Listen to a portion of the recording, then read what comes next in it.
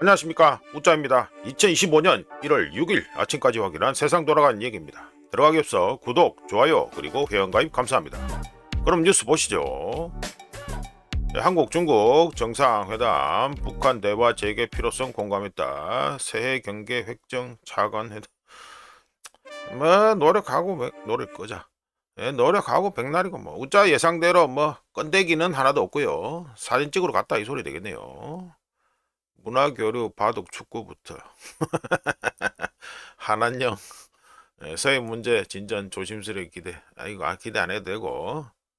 베네수엘라 건은 이재명하고 얘기할 정도 건이 아니고요. 이거는 중국이 따로 이재명하고 얘기할 건이 아닙니다. 베네수엘라 건은요. 넘어가자. 이거 사인지라고 그 찍으러 왔는데. 한국 산업당국 장관급 정례협의회 구축 산단협력. 이야, 산단협력 강화 MOU 죽이는데. 다 아시다시피 중국이랑 우리나라하고 겹치는 부분이 많지요. 중국하고 협력을 한다? 잡아먹히겠다는 소리인데. 새만금의 중국 투자 확대 전망이다. 요거 그 밀리터리 쪽에 군사 쪽에 관심 있는 분들은 다 아시겠지만 새만금 바로 옆에 뭐가 있습니까? 군산시가 있죠. 근데 군산시에 뭐가 있습니까? 군산에 미 공군 기지가 있습니다. 아이고 미심장하네. 새만금의 중국 투자 확대 잘 돌아간다. 넘어가고요. 이재명 공직자 24시간 일해야 돈은 마귀. 기강 확립 당부. 기강 확립이 되겠냐? 돈은 마귀다고. 돈이 마귀라고 하면서 대장동 집단한테 7천억 원이나 쏴준 걸로 대표되는 이재명 정권에서 돈은 마귀다. 이거 참 앞뒤가 안 맞는 소리하고 앉아있네 진짜. 국가의 수익 모델아 기억하십시오. 넘어가고요. 이재명 건 정도야 경찰 김경 요거 서울 그 시의원인가 그거죠. 이 여자도 말 많죠. 다 기억하시는 분 기억하시겠지만 이게 김민석이 건 관련하고도 이거 떠들고 많이 돌아다녔죠. 김경이 공천원금 1억 보관 강선호 전 보좌관 오늘 조사. 내용 이리 짧어. 김병기 나오고 강선호 나오고. 이거는 우짜가 이미 코멘트 했다시피 이게 다 이거 국회의원 배지 빼고 떼고요 해가지고 다 깜빵 가야 됩니다. 깜빵 가야 되고 김경 요거 김민석이하고 관련돼 있다는 거 이거 분명히 기억하십시오. 이거 나중에 김민석이 건이 어찌 될란지 한번 지켜봐야 되는데 김정이 이거 돌아다니면서 돈 뿌리면서 거짓 했던 걸로 제가 들은 바 있습니다. 물론 추정이지요. 넘어가고 작년 말 2025년 말 외환 보유액 4,281억 달러 환율 관리 등에 26억 달러 썼다 이 말이네. 26억 달러밖에 안 썼다고? 어째 이래 작을 수가 없는데. 어깨에서 나온 얘기는 다른데. 전달보다 26억 달러 감소했다. 분기말 효과에 따라 분기말 효과가 딴 게 아니고 윈도우 드레싱 우자가 말씀드렸죠. 그랬는데 외화 예수금 증가. 외화 유가증권은 82억 2천만 달러가 줄었는데 예치금 외화 통장에서 54억 4천만 달러가 늘어가지고 뺄셈하니까 결국 감소했는 게 26억 달러밖에 감소 안 한 걸로 됐다 이기네. 그러면 예치금이 안 늘었으면 100억 달러 넘게 줄었겠네. 그러니까 이거 장부상으로만 이래 계산하고 자빠진 거고요. 이거 사람들이 해가지고 외화 통장 같은 거 만들어서 돈을 갖다가 이거 잡아 넣었다는 소리 아닙니까? 보세요. 11월 말에 264억 이랬는데 12월 말에 318억 많이 늘었네. 우리가 54억 4천만 달러. 다 달러가 사람들 쫓아다닌다고 산다고 해가지고 이래 늘어났다. 이렇게 보면 되겠죠. 그리고 기업들도 우자가 기업이라면 외국에서 수출해가지고 대금 받은 거 지금 안 쏩니다. 말로 쏩니까? 지금 쏴봤자 지금 달러가 그러니까 우리 원화가 더 좋아질 거라 생각하면 지금 쏘고치. 근데 우리나라 원화가 앞으로 더 싸질 거라 생각하면 달러 그 수출 대금 같은 거 이런 거 받아오는 거 쏘겠어요? 안 쏘지. 당연히 안 쏩니다. 자 넘어가고요. 이거는 급등입니다. 급등이 보시면 어제 24시간에서 2.66% 상승해서 4,445.60달러가 됐습니다. 관심 있는 분들은 다 아시겠지만 금덩이, 은덩이, 플래티넘 해가지고 다 올랐습니다. 유가가 좀 찌찌부진하게 그래 돼서 우리가 어제 예상해드리죠. 업계에서는 이미 베네수엘라 건이 유가에 별다른 도움이 안 될 거다라고 해가지고 충분히 예상하고 있다라고 말씀드렸는데 예상대로 유가는 별로였습니다. 유가는 별로인데 금덩이 언덕이 다 올랐습니다. 자, 금덩이는 2.66% 상승했다는 거. 이어서 자, 은덩이 보시면 은덩이는 5.08% 많이 올랐죠. 장중에는 78달러까지 해가지고 찌르기도 했습니다. 이래서 1온스에 76.47달러가 됐다 되겠습니다. 은덩이도 잘 오르죠. 금덩이 은덩이 오른다는 것은 뭔 말입니까? 현재 세상이 불안정하다. 예? 베네수엘라 건으로 더 불안정했다. 불안정해졌다. 이거를 갖다가 반영한다고 보시면 됩니다. 자, 넘어가고요.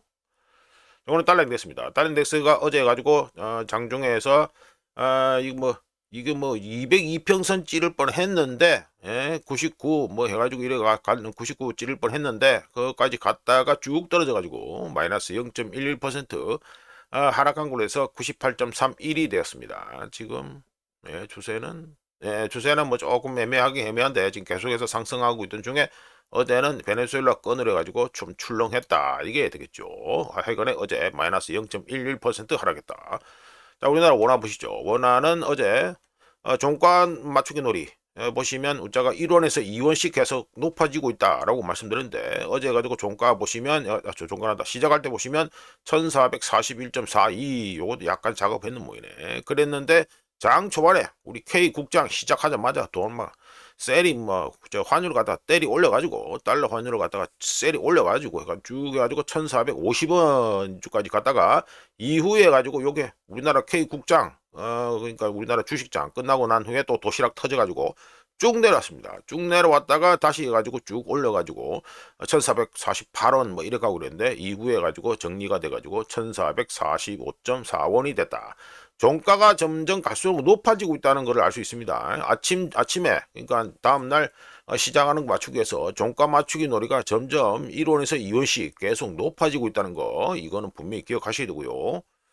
예, 보시면 해가지고 어제 움직인 겁니다. 요게 보시면 1월 3일이죠. 예, 지난주에 가지고 마무리했는 거 그게 1442.41원이었는데 어제 시작하자마자 가지고 바로 뛰어버려 가지고 이 꼴 났다가 장중에 그러니까 K 국장 끝나자마자 해가지고 도시락 터져가지고 이 꼴 나고 그 다음에 또 올렸다가 이래가지고 또 도시락 계속 던지고 난리가 나고 뭐 이 쇼가 났습니다. 하여간에 종가 맞추기 놀이는 슬슬 어그러지고 있는 꼬라지다 이렇게 말씀드리고요. 자, 넘어가고 그리고 엔화입니다. 엔화는 보시면 달러 인덱스가 마이너스 0.11% 우리나라 원화는 달러 인덱스가 하락했는데 우리나라 원화는 반대로 0.20% 싸졌는데 엔화는 어제 가지고 0.22% 좋아졌습니다. 좋아져가지고 그러니까 달러 인덱스보다 더 많이 좋아진 거죠. 좋아져가지고 1달러에 156.4엔이 됐습니다. 그런데 여기도 좀 얘기할 게 있습니다.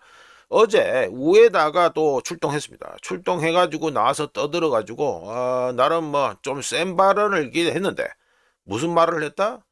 경제와 인플레이션이 예상대로 움직이면 일본 중앙은행이 계속해서 금리를 인상할 것이다 라고 얘기했습니다. 이거 지난달 2025년 12월 달에 금리 인상하면서 했던 소리하고 똑같습니다. 바뀐 게 하나도 없습니다. 뉘앙스도 하나도 바뀐 게 없고 똑같습니다. 덕분에 시장에 실망감을 줬다. 예, 이렇게 보시면 되겠죠. 해가지고 어제 해가지고 하다니 156.133.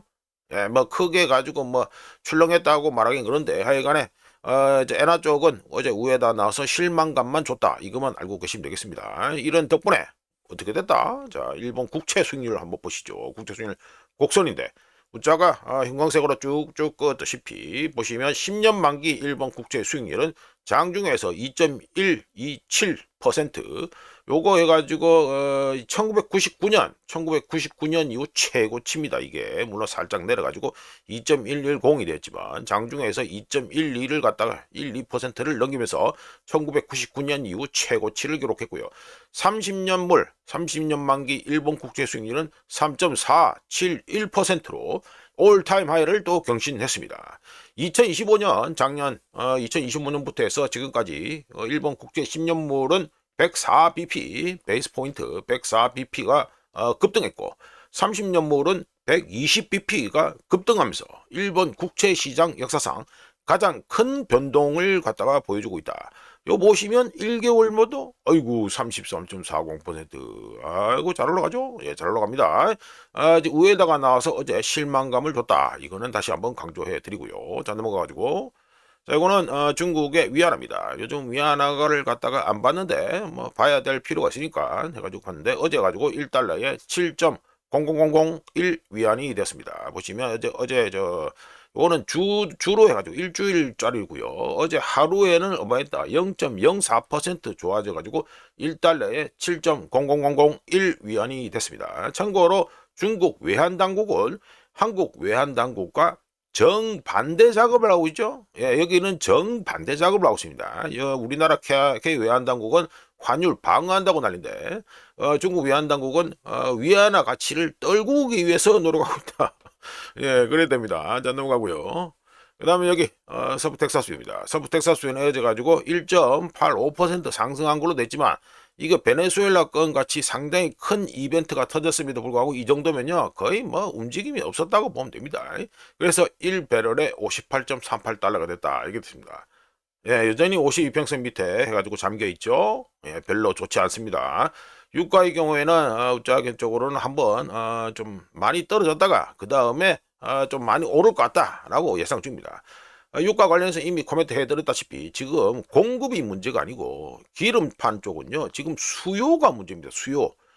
공식 데이터들 경제 데이터들은 잘 나오는데 이거 지금 수요가 지금 박살나 가지고 수요가 지금 못 따라오고 있어요. 혹자는 뭐 공급 과잉이다 이럴 수 있는데 공급 과잉이 아니고 정확하게 얘기하면 수요가 지금 엄청나게 부진한 겁니다. 예, 이래 가지고 이 꼴이 나오고 있다.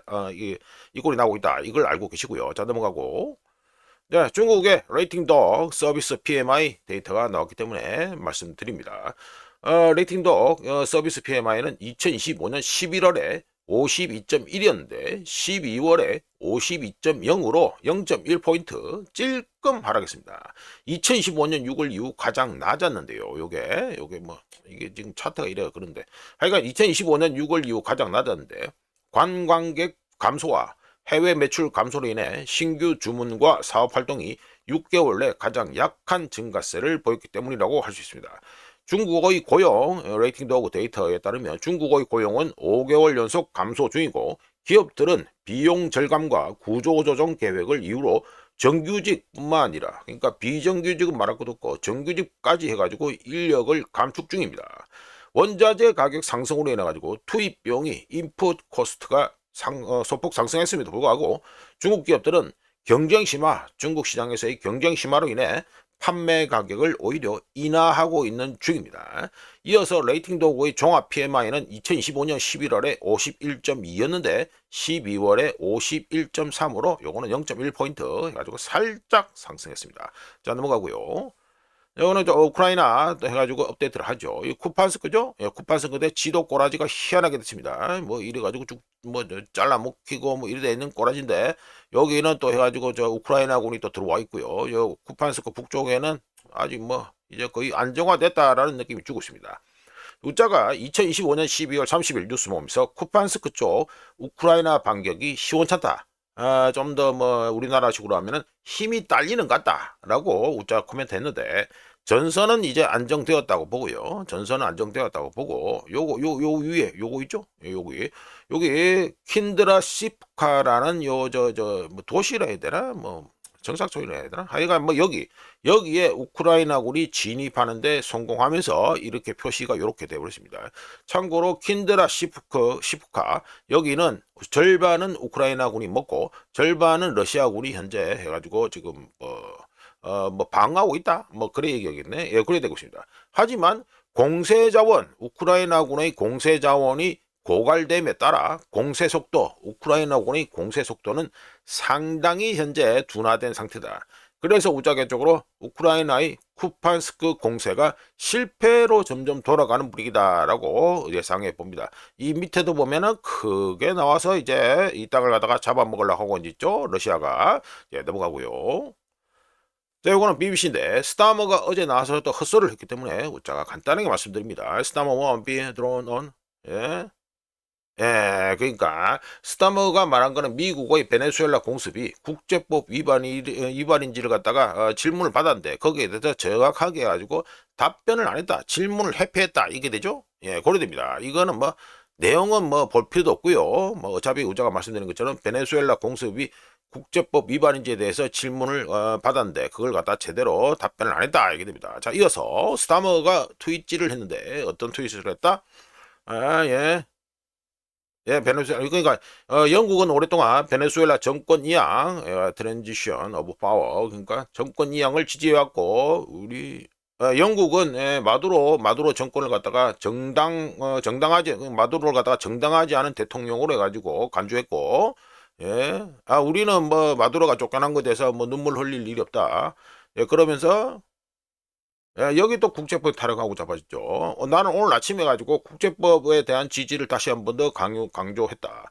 영국 정부는 앞으로 뭐 며칠 동안 안전하고 해가지고 평화로운 정권 이양을 추진하면서 변화하는 상황을 미국하고 미국 US 카운터파트, 그러니까 미국 측하고 논의할 것이다 되고요. 그리고 그러면서 이는 베네수엘라 국민의 뜻을 반영하는 정당한 정부 요거죠. 정통한 뭐 정통 정부 뭐 정당한 정부 이거죠. 정당한 정부로의 전환을 목표로 한다. 이런 헛소리를 하고 자빠졌습니다.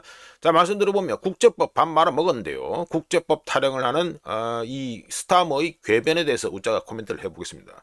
국제법이 아니라 우리 스타머가 무슨 국제법 타령하고 자빠졌는데 이게 아니고 스타무가 왜 이런 트윗질을 하고 언론에서 인터뷰할 때는 국제법 위반이냐에 대해서 답변을 안 하는지에 대해서 말씀 들어보면 이거는 국제법이 아니고요. 지정학적으로 봤을 때 피도 눈물도 없는 지정학적으로 봤을 때 베네수엘라 이벤트는 트럼프 행정부 하에서 미국과 영국 관계를 강화하고 라틴 아메리카에 있는 러시아의 영향력을 견제하며 잠재적으로 대서양 동맹을 강화할 수 있다는 계산이 나옵니다. 현실적으로 봤을 때 영국이 어떤 꼬라지죠? 현재 99만 배럴 per day, 하루 평균 99만 배럴의 원유를 순수입하고 있죠. 영국이 북해 유전해가지고 요즘 뭐 고갈됐다고 난리 나고 있어가지고 지금 뭐 영국의 경우에도 99만 배럴 per day 원유를 갖다가 순수입하고 있습니다. 이런 영국에 있어서 베네수엘라 정권 교체는 어떤 의미를 가집니까? 미국이 제재를 해제하고 베네수엘라 원유 생산량이 증가하고 뭐 실제로는 그 베네수엘라 원유 생산량이 실제로 증가하기 위해서는 석유 인프라 재건 및 개선에만 수십억 달러가 필요하고 오랜 시간이 걸립니다. 하여간에 미국의 제재가 해제되고 베네수엘라 원유 생산량이 증가하고 국제 유가가 안정되면 영국의 경제적 부담이 완화될 수 있기 때문이죠. 예, 이런 가운데 해가지고 마두로 정권 이후 해가지고 베네수엘라 뭐 민주화 타령하고 이러는데 자 말씀드려 봅니다. 마두로 정권 이후 베네수엘라 민주화는 베네수엘라를 서방 국가들과 함께 하고 2016년에 베네수엘라가 메르코스루 여기서 제명이 된 바 있습니다. 여기서 제명이 됐다. 해가지고 뭐 이 대통령권하고 이거 등등 해가지고 제명이 된 바 있습니다. 여기 보시죠. 서스펜드 해가지고 제명이 됐죠. 메르코스루에 베네수엘라가 다시 재가입하는 걸 갖다가 도와줄 수 있습니다. 베네수엘라 민주화는 또 이어서 뭐가 있습니까? 이렇게 메르코스루에 재가입하게 되면은 이 메르코스루 이 경제 블록이 더 통합될 수 있죠. 예, 이름이 해가지고 브렉시트 이후 현재 영국이 라틴 아메리카 또는 서방구 웨스트 헤미스피어 해가지고요. 발음 잘 안 되네. 그러니까 서방구 전체와의 양자무역 협상에서 직접적인 개입이나 불안정 위험 없이 협상력을 확보할 수 있는 길을 만들어 줍니다. 어떤 게? 베네수엘라 민주화가 말이죠. 자, 이어서 넘어가지고 이번에 가지고 베네수엘라 석유가 그림의 떡이라는 우자가 소제목으로 말씀드려 봅니다. 먼저 베네수엘라 석유 생산량 요 붉은 겁니다. 예, 붉은 거 요렇게 되죠. 보면 뭐 같이 뚝 떨어졌다가 해가지고 또 다시 뚝 떨어지고 그럽니다. 베네수엘라 석유 생산량 우자가 이걸 별도로 컨텐츠를 만들어야 될 것 같은데 왜 이렇게 베네수엘라 석유가 맛이 가는지를 말해야 될 것 같은데 하여간에 뭐 차트 뭐 간단하게 말씀드리죠. 뉴스 뭡니까? 베네수엘라 석유 생산량 이 빨간색을 갖다 잘 보시면 베네수엘라 유가 이 생산량이 어떻게 해가지고 무슨 쇼가 났다. 이거 뭐 노동자들 해가지고 파업해가지고 떨어지고 그 다음에 2015년에 미국의 그 주요 이벤트를 보면 미국의 제재로 인해 가지고 이후부터 생산량이 떨어졌다는 걸 알 수 있는데요. 베네수엘라 석유 생산량 이걸 자체를 보면은 자원 의존형 경제에다가 차베스 뭐 해가지고 후고 차베스 해가지고 당선됐다. 이게 됐죠. 1998년. 차베스 당선 이후 사회주의 실험으로 인해 투자가 안 되면서 어디에 투자? 이 석유 인프라, 석유 산업에 대한 투자가 안 되면서 내부적으로 썩어 자빠지고 있던 와중에 2015년부터 미국의 제재가 본격화되면서 생산량이 급감하게 됩니다. 물론 이거 특히 어떤 누구 때문에 이거 가지고 생산량이 급감하게 된다? 트럼프 일기 때 요겁니다. 2018년, 2019년 뚝 떨어지죠? 뚝 떨어집니다. 트럼프 특히 2019년 1월에 트럼프가 부과한 제재가 직격탄이 돼가지고요. 베네수엘라의 생산량은 2020년 6월 요 바닥이죠. 2020년 6월에 39만 3천 배럴 per day 하루 평균 39만 배럴 조금 넘는 수준까지 많이 줄어들었습니다. 엄청나게 줄어들었습니다. 이전에는 평균적으로 얼마였습니까? 차베스가 사회주의 실험한다 하더라도 대략 한 250만 배럴 per day 하루 평균 250만 배럴은 그래도 찍었었는데 미국의 제재로 인해 가지고 40만 배럴 per day까지 떡락을 해버렸다. 이걸 알 수 있습니다. 물론 이후에 가지고 보시면 2025년 11월에 가지고 114 배럴 per day 하루 평균 114만 배럴이 생산이 해가지고 다시 늘었다는 걸 알 수 있습니다. 하지만 요것도 함정이 있는 게 뭐가 있냐? 이 생산된 다시 좀 늘어난 한 2배 넘게 늘어난 이거 2배가 아니구나 한 3배 정도 늘어났구나 이 바닥 치면 이 3배 정도 늘어난 이 생산량에도 불구하고 이 생산되는 물량 중 대부분이 중국에 수출됩니다. 왜 수출됩니까? 빚 갚으려고. 빚 갚으려고 중국에 수출되고요. 또 남은 것도 어디로 좀 보낸다? 쿠바에 사실상 무상으로 보내주는 수준입니다. 그래서 이게 돈 장사가 안 된다고 보시면 돼요. 자, 이런 가운데, 자, 어제 해가지고 뭐, 베네수엘라 해가지고, 이거, 석유 매장 해가지고 3,040억 배럴이라고 했는데, 뭐 대충 보면, 이미지가 보기 좋아가지고 우자가 이렇게 왔는데, 좀 맞추고. 요래 되죠. 압도적으로 1등입니다. 베네수엘라가 압도적으로 1등이라는 걸 알 수 있는 상태에서 마두로를 체포하자마자 트럼프는 미국 석유 회사들, 그러니까 미국 메이저 석유 회사들이 3,030억 배럴을 자랑하는 베네수엘라 석유 매장량을 개발하기 위해 베네수엘라에 진출할 것이라고 떠들었죠. 떠들었는데 일단 3,030억 배럴 이걸 갖다가 돈 뭐 세계 최대 매장량은 둘째치고 돈으로 환산하면 대략 한 시가로 치면 한 17조 3천억 달러에 달합니다. 이런데 트럼프가 베네수엘라 석유 개발을 한 주장은 단순히 유가나 에너지 즉 미국의 에너지 독립 문제 이상의 의미를 가지는데요. 크게 봐서 우자가 한 2가지를 봅니다. 첫 번째는 복수입니다. 복수. 어떤 복수? 트럼프는 미국 기업들이 미국 석유 메이저들이 잃었던 걸 되찾는 것으로 이번 베네수엘라 건을 규정하고 있는데요. 베네수엘라는 1970년대 석유 부문을 국유화했는데 이때 미국 석유 회사들이 대략 한 50억 달러 정도의 미국 자기들의 자산만 베네수엘라에 있는 자산만 놔두고 즉 최소한의 보상만 받고 쫓겨났습니다. 즉 50억 달러만 받고 그냥 쫓겨났어요. 국유화 때문에. 따라서 트럼프는 이번 개입을 통해 역사적 불의, 트럼프 기준에서 역사적 불의를 바로잡고 미국이 전통적으로 막강한 영향력을 행사해온 미국의 즉 나와바리 어디입니까? 이거 서반구 특히 이거 아메리카 대륙 그거에서도 또 줄임해가지고 중남미에서도 줄이면 또 카리브해 이쪽. 여기에서의 미국의 패권을 재확립하려고 하고 있습니다. 두 번째는 중국에 대한 견제로서 중국은 베네수엘라의 최대 석유 소비국, 즉 베네수엘라 석유를 제일 많이 사는 수입국이며 베네수엘라 에너지 부문에 수십억 달러를 투자한 상태죠. 물론 이거 투자라고 하지만 실제로는 빚이 돼가지고 이 빚을 갚는다고 베네수엘라 석유가 중국으로 갑니다. 이런 가운데 중국은 베네수엘라 등을 통해서 중남미에서 상당한 영향력을 행사하려고 하고 있습니다. 이런 가운데 미국이 베네수엘라 석유를 장악할 경우 전략적으로 중요한 지역 어디입니까? 카리브해하고 뭐 멕시코 카리브해 뭐 이쪽이 해가지고 이쪽이 되죠. 전략적으로 중요한 지역에서 중국을 배제하고 석유를 도구로 삼아 남미 지역에서의 미국의 영향력을 재정립하려고 하고 있습니다. 누가? 트럼프가. 참고로 트럼프의 이번 개입은 강대국 간 경쟁이 에너지 전략으로 위장된 전형적인 사례로 까놓고 말씀드려서 베네수엘라 석유는요, 우짜가 보기에는 거의 부차적인 문제다라고 봅니다. 왜냐하면 지금 당장 가서 그 빨대를 꽂고 해가지고 아무리 뽑아봤자 생산력이 안 늘어요. 지금 베네수엘라는요. 이거 투자가 수십억 달러가 투자가 되고 뭐 바로 뒤에서 우짜가 뭐 베네수엘라 금덩이 얘기 또 하겠습니다만 투자를 현찰을 넣어가지고 자본 투자가 돼야 되고요. 그 다음에 이거 재건하는 데만 해도 최소 해가지고 우짜가 보기에는 최소 5년 이상이 걸립니다. 그러니까 지금 당장 어째 그 뽕을 뽑아 먹을 수 있는 게 아닙니다. 현실적인 얘기를 해보면 베네수엘라가 막대한 매장량을 자랑하고 있는 건 맞지요. 하지만 오리노코 벨트 여기서 중질 원유, 중질유를 갖다가 제대로 정확하게는 재추출하는 데만 수년이 걸리고 최소 수십억 달러의 자본 투자가 선행되어야 합니다.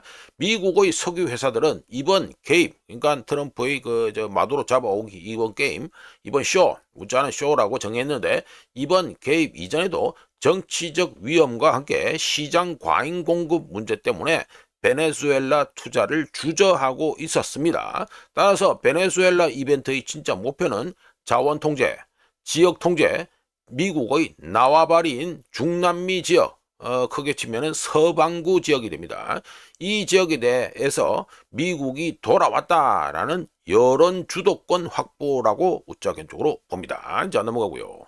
그래가지고 베네수엘라 금덩이 얘기를 또 해봅니다. 우짜가 어제 가지고 일반적으로 얘기되는 161톤 요걸 갖다 우짜가 어제 말씀드렸는데 정확하게 또 말씀을 드려야 되겠죠. 자 보시면 해가지고 로이터 기사인데 이게 2023년 중반에 나온 기사입니다. 자 일반적으로 얘기되고 있는 베네수엘라 금 보유량 161톤 우짜가 어제도 161톤이라고 얘기 말씀드렸는데 이거는 2020년에 IMF에 보고된 마지막 수치입니다. 실제로는 오래된 자료란 소리죠.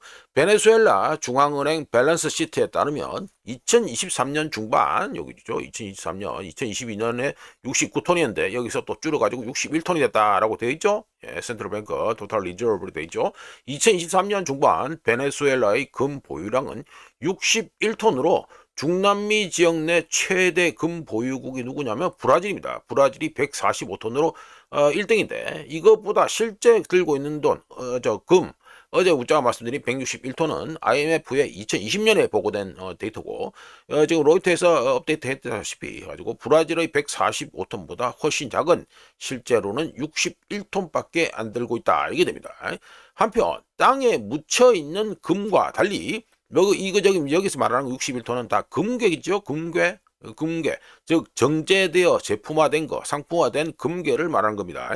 땅에 묻혀있는 금과 달리 정제되어 금괴 형태로 가공된 이 금덩이가 이 보유량 이거 자체는 즉시 사용할 수 있는 상태로 금고에 보관되어 있다는 아주 큰 차이가 있습니다. 즉 베네수엘라의 금 지금 매장량이 8천 톤이니 1만 톤이니 이거 아무짝에 쓸데없고 실제로는 지금 현재 금괴로 만들어내는 게 제일 중요하다 이 말이죠. 석유는 땅에서 추출해내는데 막대한 기반 시설과 투자를 필요로 하는데 베네수엘라 석유 산업은 붕괴 상태에서 겨우 숨만 쉬고 있었습니다. 이거는 업계에서 누구나 다 아는 얘기고요. 따라서 미국 모두가 베네수엘라 땅 속에 있는 석유를 보물처럼 얘기하겠지만 실제로는 당장 활용 가능한 금괴, 마두로가 들고 뽀뽀하려는 이 금괴가 더 중요합니다. 만약에 미국의 우호적인 베네수엘라 정부가 들어섰다. 이럴 경우 자국에 보관 중인 금괴 그리고 우짜가 어제 가지고 영란은행에 보관되었다고 말씀드리죠. 영란은행에 동결되어 있는 금괴를 담보로 대출을 갖거나 또는 부채를 갖거나 중국 빚을 갚거나 또는 재건 자금을 마련한 데 즉시 사용할 수 있게 된다면 그때부터 베네수엘라가 자랑하는 막대한 석유 매장량 이거는 더 이상 동화가 아닌 진짜 이야기가 될 수 있습니다.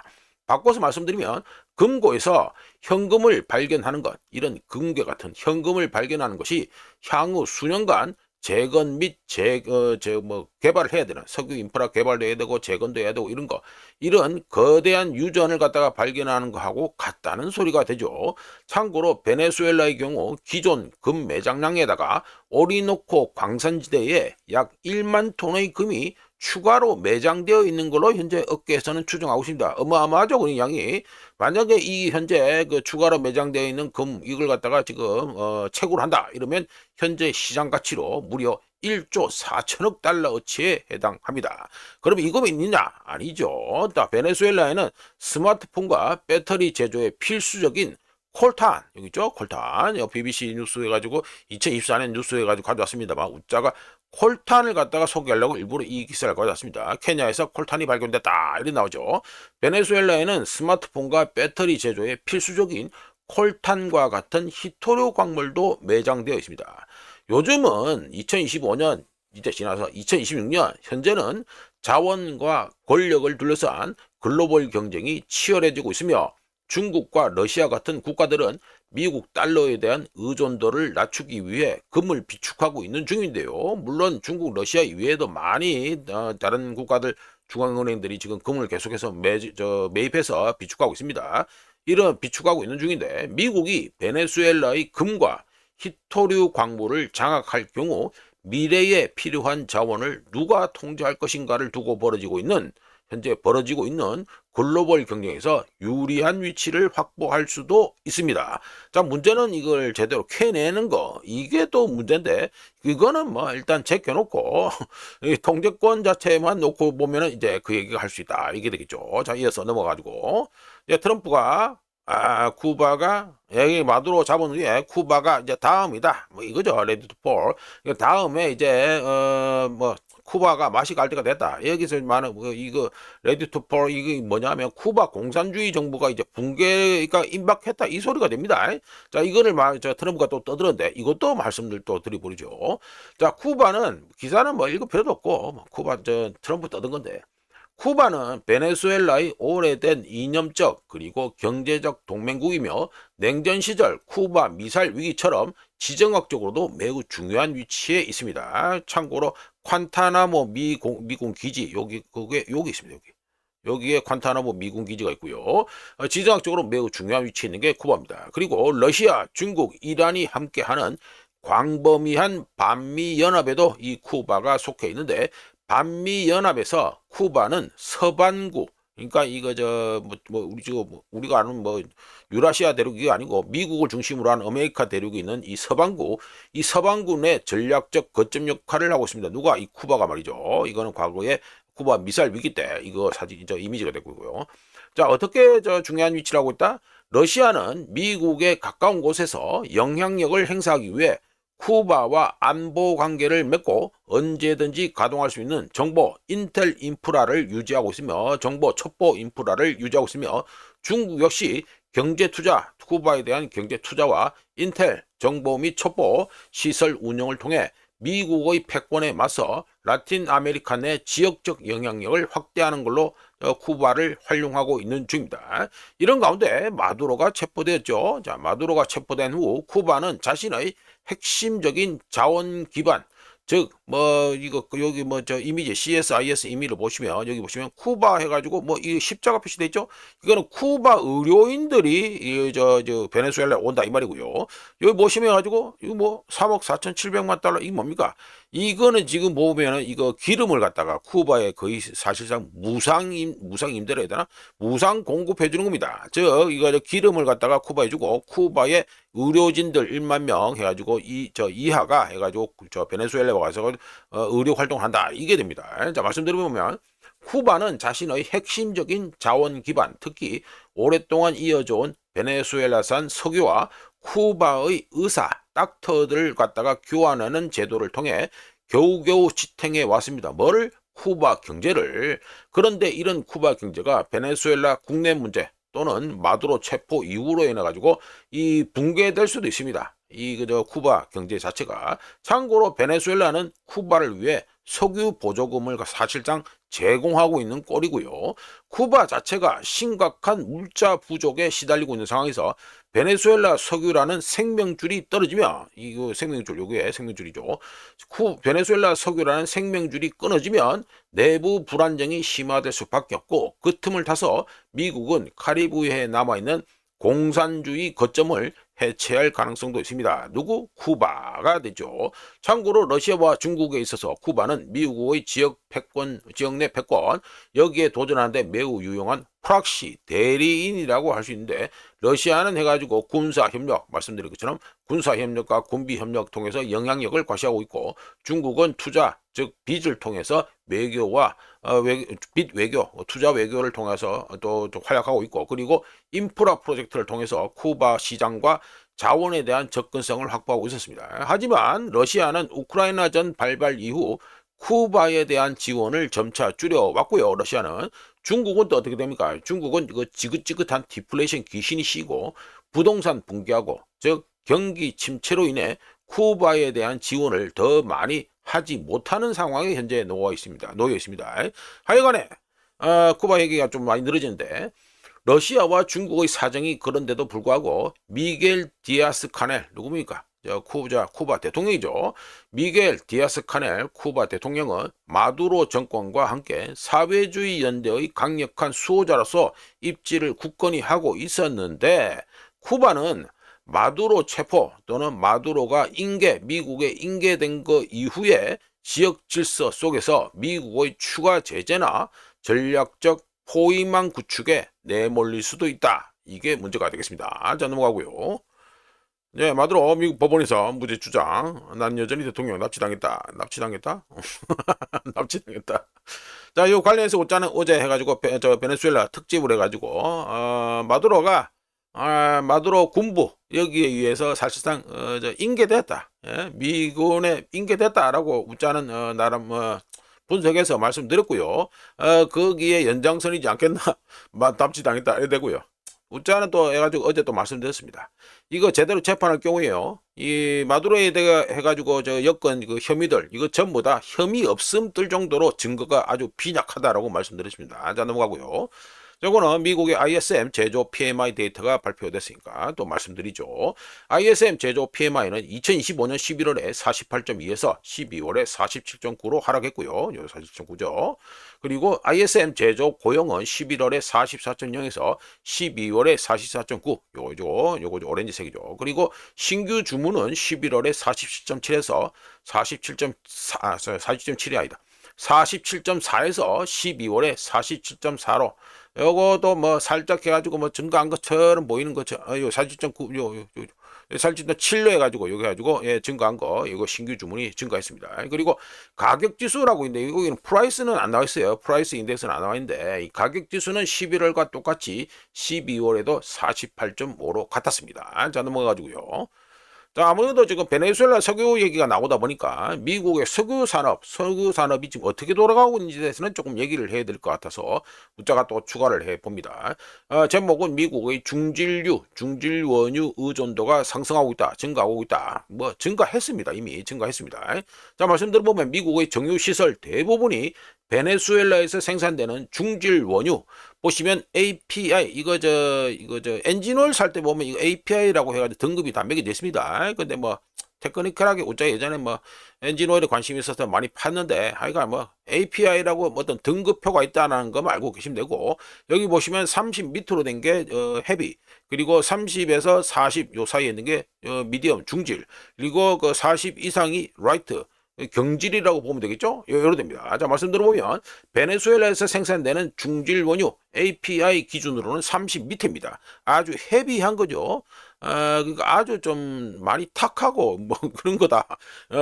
점도, 이게 API 점도로 나오는 거 하여튼 막 이거 기술적인 거니까 이거 패스하고 시간이 그러니까. 하여간 API 30 미만이다, 이것만 알고 계시면 됩니다. 베네수엘라에 생산되는 중질 원유만 처리하도록 설계되어 있습니다. 누가? 미국의 정유시설 대부분이. 그런데 미국에서 생산되는 원유 대부분, 특히 셰일 원유 이런 거는 어떻다? API 40 이상입니다. 이 라이트 이겁니다. 40 이상으로 사실상 미국에 있는 정유시설들에서 이 셰일 원유를 갖다가 처리를 할 수 없습니다.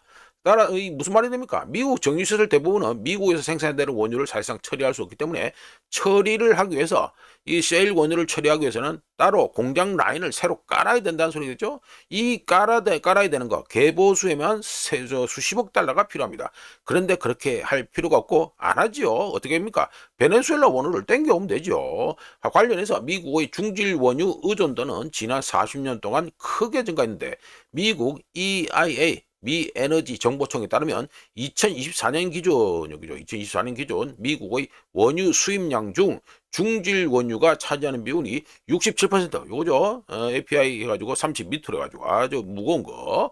요거 중질 원유가 차지하는 비율이 67%로 1978년, 여기죠. 1978년에 13%였는데 2024년에 무려 67%로 엄청나게 올라갔다라는 소리가 됩니다. 간단히 말씀드려서 우리가 이 중질 원유를 갖다가 처리하지 못하고, 그러니까 뭐 셰일 원유로 처리하기 위해서 따로 라인을 깔고 공장을 개보수하는 것보다는 그냥 다른 데서 물건을 가져온다. 마도로 그 인계 받아서 물건을 가져온다. 이런 통박이 되겠다. 이렇게 말씀드리겠습니다. 자, 이렇게 해서 2026년 1월 6일 아침까지 확인한 세상 도로 안내겠습니다. 구독, 좋아요, 그리고 회원가입 감사합니다. 내일 또 찾아뵙겠습니다.